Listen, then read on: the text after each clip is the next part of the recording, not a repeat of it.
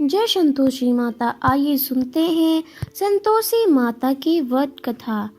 एक बुढ़िया थी, उसके 7 बेटे थे। 6 कमाने वाले थे जबकि एक निकम्मा था। बुढ़िया चारों बेटों की रसोई बनाती, भोजन कराती और उनसे जो कुछ जूठन बचती वह 7वें को दे देती। एक दिन वह पत्नी से बोला, देखो मेरी माँ को मुझ पर कितना प्रेम है। वह बोली, क्यों नहीं, सबका झूठा जो तुमको खिलाती है। वह बोला, ऐसा नहीं हो सकता, मैं जब तक आंखों से न देख लूं मान नहीं सकता। बहू हंसकर बोली, देख लोगे तब तो मानोगे। कुछ दिन बाद त्योहार आया। घर में 7 प्रकार के भोजन और चूरमे के लड्डू बने। मैं जांचने को सिर दुखने का बहाना कर पतला वस्त्र सिर पर ओढ़े रसोई घर में सो गया। वह कपड़े में से सब देखता रहा। 6 भाई भोजन करने आए। उसने देखा माँ ने उनके लिए सुंदर आसन बिछा, नाना प्रकार की रसोई परोसी और आग्रह करके उन्हें जमाया। वह देखता रहा। 6 भाई भोजन करके उठे तब माँ ने उनकी जूठन थालियों में से लड्डू के टुकड़े उठाकर एक लड्डू बनाया। जूठन साफ कर बुढ़िया माँ ने उसे पुकारा, बेटा 6 भाई भोजन कर गए, अब तो ही बाकी है, उठ, तू कब खाएगा। वह कहने लगा, मुझे भोजन नहीं करना, मैं अब परदेश जा रहा हूँ। माँ ने कहा, कल जाता हो तो आज चला जा। वह बोला, हाँ हाँ जा रहा हूँ। यह कहकर वह घर से निकल गया। 7वें बेटे का परदेश जाना। चलते समय पत्नी की याद आ गई। वह गौशाला में कंडे उपले थाप रही थी। वह जाकर बोला, हम जावे परदेश, आवेंगे कुछ काल, तुम रहियो संतोष से धर्म अपने पाल। वह बोली, जाओ पिया आनंद से, हमारो सोच हटाए, राम भरोसे हम रहे, ईश्वर तुमको सहाय। 2 निशानी अपने देख धरो में थी, सुधी मती हमारी बिरसियो रखियन मन गंभीर। वह बोला, मेरे पास तो कुछ नहीं है, अंगूठी है सो ले और अपनी कुछ निशानी मुझे दे। मैं बोली, मेरे पास क्या है, ये गोबर भरा हाथ। यह कहकर उसकी पीठ पर गोबर के हाथ की थाप मार दी। वह चल दिया। चलते चलते दूर देश पहुंचा। वहाँ एक साहूकार की दुकान थी। वहाँ जाकर कहने लगा, भाई मुझे नौकरी पर रख लो। साहूकार को जरूरत थी, बोला, रह जा। लड़के ने पूछा, तनख्वाह क्या दोगे। साहूकार ने कहा, काम देकर दाम मिलेंगे। साहूकार की नौकरी मिली। वह सुबह 7 बजे से 10 बजे तक नौकरी बजाने लगा। कुछ दिनों में दुकान का सारा लेन देन, हिसाब किताब, ग्राहकों को माल बेचना, सारा काम करने लगा। साहूकार के 7-8 नौकर थे। वे सब चक्कर खाने लगे, यह तो बहुत होशियार बन गया। सेठ ने भी काम देखा और 3 महीने में ही उसे आधे मुनाफे का हिस्सेदार बना दिया। वह कुछ वर्ष में ही नामी सेठ बन गया और मालिक सारा कारोबार उस पर छोड़कर चला गया। इधर उसकी पत्नी को सास ससुर दुख देखने लगे। सारी गृहस्थी का काम उसके लकड़ी लेने जंगल भेजते। इसी बीच घर के आटे से जो भूसी निकलती उसकी रोटी बनाकर रख दी जाती और फूटे नारियल की नारली में पानी। एक दिन वह लकड़ी लेने जा रही थी। रास्ते में बहुत सी स्त्री संतोषी माता का व्रत करती दिखाई दी। वह वहाँ खड़ी होकर कथा सुनने लगी और पूछने लगी, बहनों तुम किस देवता का व्रत कर रही हो। तब वह औरतें बोली कि उससे करने से क्या फल मिलता है। यदि तुम इस व्रत का विधान मुझे समझाकर कहोगी तो मैं तुम्हारा बड़ा एहसान मानूंगी। तब उनमें से एक स्त्री बोली, सुनो, यह संतोषी माता का व्रत है। इसे करने से निडरता दरिद्रता का नाश होता है और जो कुछ मन में कामना हो सब संतोषी माता की कृपा से पूरी हो जाती है। तब उसने उससे व्रत की विधि पूछी।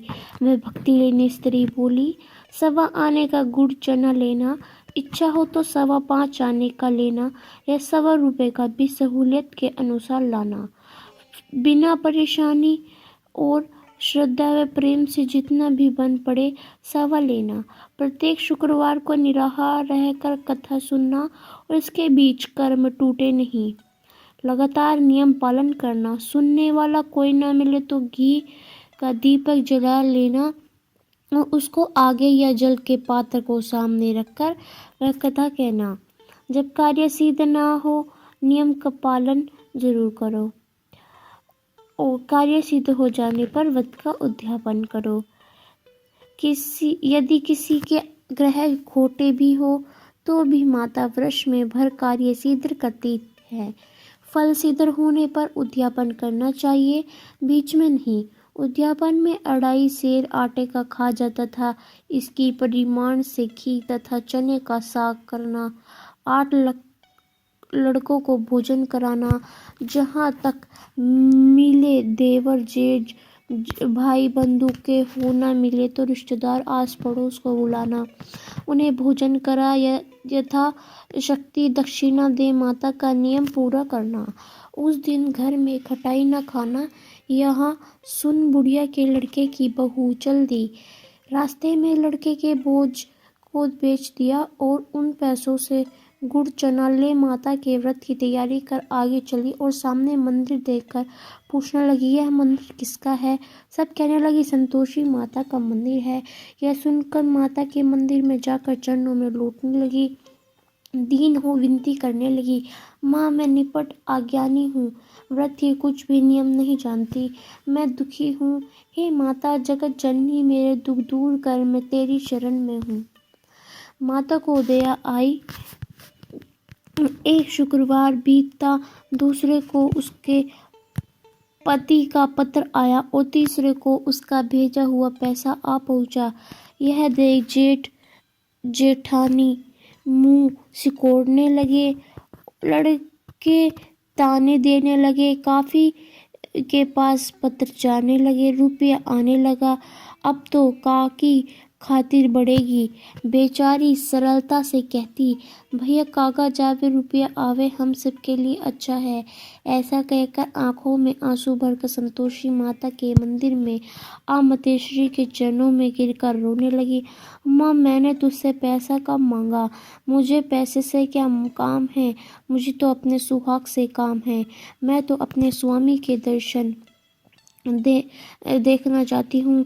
बेटी तेरे स्वामी आएगा। यह सुनकर खुशी से बावली होकर घर में जा काम करने लगी।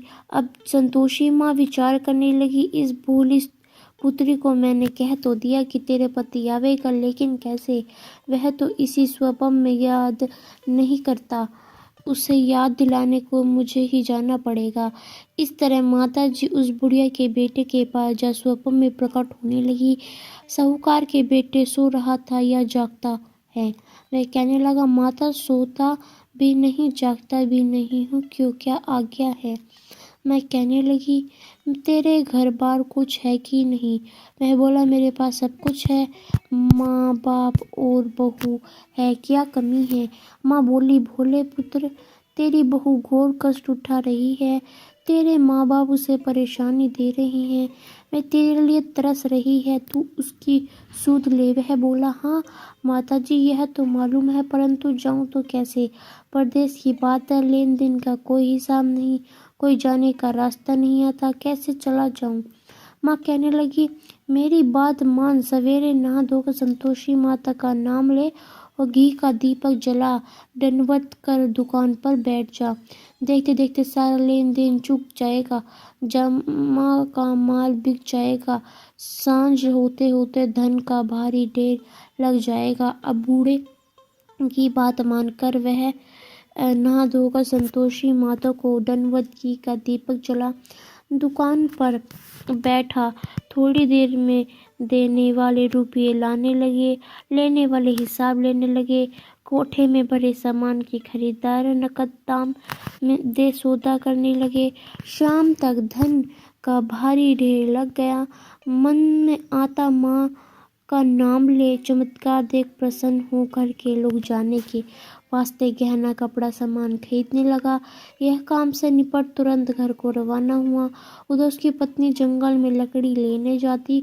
लौटते वह वक्त माता जी के मंदिर में विश्राम करती। वह तो उसके प्रतिदिन रुकने का जो स्थान ठहरा। धूल उड़ती देव वह माता से पूछती, हे माता, यह धूल कैसे उड़ रही है? माता कहती, हे पुत्री, तेरा पति आ रहा है। अब तू ऐसा कर, लकड़ियों के 3 बोझ बना ले, नदी के किनारे रख, और दूसरा मेरे मंदिर पर, वह तीसरा अपने सिर पर। तेरे पति को लकड़ियों का गठरा देख मुंह पैदा होगा। वह यह रुकेगा, नाश्ता पानी खाकर माँ से मिलने जाएगा। तब तू लकड़ियों का बोझ उठाकर जाना हो, चौक में गट्ठर डालकर जोर से आवाज लगा, लो सासू जी लकड़ियों का गट्ठर लो, भूसी की रोटी दो, नारियल के कपड़े में पानी दो, आज मेहमान कौन आया है? माता जी से बहुत अच्छा कहकर वह प्रसन्न मन से लकड़ियों के 3 गट्ठर बनाई, एक नदी के किनारे पर और एक माता जी के मंदिर पर रख दिया। इतने में मुसाफिर आ पहुंचा। सूखी लकड़ी देख उसकी इच्छा उत्पन्न हुई कि हम यहीं पर विश्राम करें और भोजन बनाकर खा पी कर गाँव जाए। इसी तरह रुक कर भोजन बना, विश्राम करके गाँव को गया। सबसे प्रेम से मिला। उसी समय पर लकड़ी का गट्ठर लिए वह उतावली सी आती, लकड़ियों का भारी बोझ आंगन में डालकर जोर से 3 आवाज देती, लो सासू जी लकड़ियों का गट्ठर लो, भूसी की रोटी तो, आज मेहमान कौन आया है? यह सुनकर उसकी सास बाहर आकर अपने दिए हुए कष्टों को बुलाने हुए तो कहती, बहू ऐसा क्यों कहती है? तेरे मालिक ही तो आया है। आ बैठ, मीठा भात खा, भोजन कर, कपड़े गहने पहन। उसकी आवाज़ सुन उसका पति बाहर आता है। अंगूठी देख व्याकुल हो जाता है। माँ से पूछता, माँ यह कौन है? माँ बोली, बेटा यह तेरी बहू है। जब से तू गया है तब से सारे गांव में भटकती फिरती है, घर का काम काज कुछ नहीं करती, 4 पहर आकर खा जाती है। वह बोला, ठीक है माँ, मैंने इसे भी देखा, तुम्हें भी, अब दूसरे घर की ताली दो, उसमें रहूँगा। माँ बोली, ठीक है, जैसी तेरी मर्जी।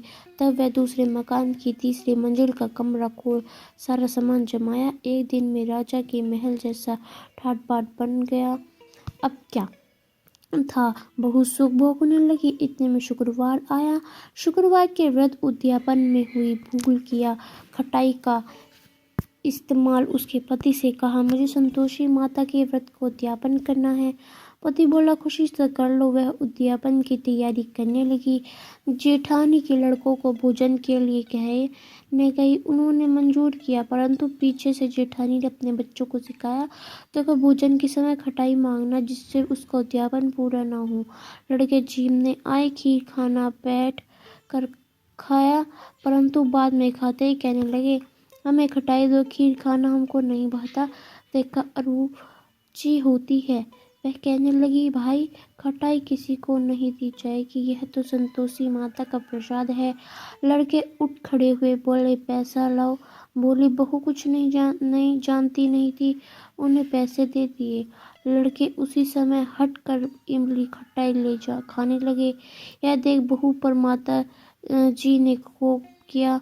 राजा के दूत उसे पति को पकड़ ले गए।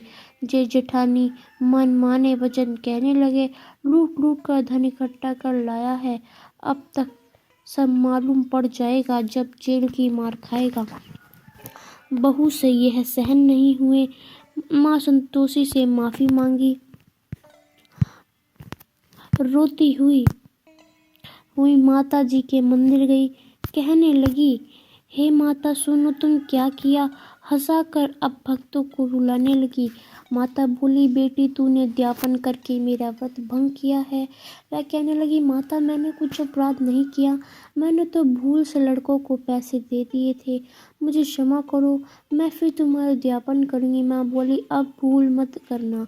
वह कहती है, अब भूल नहीं होगी, अब बतलाओ वे कैसे आवेंगे? माँ बोली, जा पुत्री, तेरे पति तुझे रास्ते में आता मिलेगा। वह निकली, राह में पति आता मिला। वह पूछी, कहाँ गए थे? वह कहने लगा, इतना धन जो कमाया उसके टैक्स राजा ने मांगा था, वह भरने गया था। वह प्रसन्न हो बोली, भला हुआ, अब घर को चलो। कुछ दिन बाद फिर शुक्रवार आया। फिर किया व्रत का उद्यापन। वह बोली, मुझे फिर माता को उद्यापन करना है। पति ने कहा, करो। बहू फिर जेठ के लड़कों को भोजन करने को कह गई। जेठानी ने एक दो बात सुनाई और सब लड़कों को सिखाने लगी। तुम सब कुछ लोग पहले ही खटाई मांग लेना। लड़के भोजन से पहले कहने लगे, हमें खीर नहीं खानी, हमारा जी बिगड़ता है, कुछ खटाई खाने को दो। मैं बोली, खटाई किसी को नहीं मिलेगी, आना हो तो आओ। वह ब्राह्मण के लड़के लाकर भोजन कराने लगी। यथाशक्ति दक्षिणा की जगह एक एक फल उन्हें दिया। संतोषी माता प्रसन्न हुई। माता की कृपा होते ही 9वें मास में उसे चंद्रमा के समान सुंदर पुत्र प्राप्त हुआ। पुत्र को पाकर प्रतिदिन माता जी के मंदिर को जाने लगी। माँ ने सोचा, यह रोज आती है, आज क्यों न इसे घर चलो। यह विचार कर माता ने भयानक रूप बनाया। गुड़ चने से सुना मुख, ऊपर सूंड के समान होंठ, उस पर मक्खियाँ बीन बीन कर रही थी। दहली पर पैर रखते ही उसकी सास चिल्लाई, देखो रे, कोई चुड़ैल डाकनी चली आ रही है, लड़कों इसे भगाओ, नहीं तो किसी को खा जाएगी।